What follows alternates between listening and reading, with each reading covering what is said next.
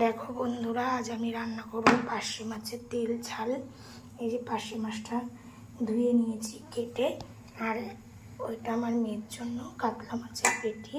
ও তো আর পার্শে মাছ খেতে পারবে না, তাই ওর জন্য কাতলা মাছ নিয়েছি, ভাজা করব। এই যে আমি মাছ ভাজার জন্য কড়াইয়ে তেল গরম করে নিয়েছি, এখন মাছটা দিয়ে দেবো।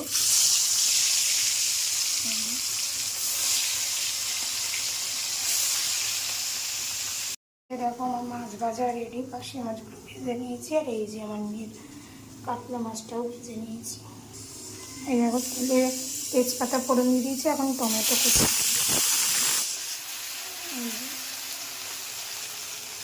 এই যে আমি মশলাও করে নিয়েছি, এখন মশলাটা তেলের মধ্যে দিয়ে দেবো, দিয়ে একটু কষিয়ে নেব। এই দেখো আমার মশলা কষানো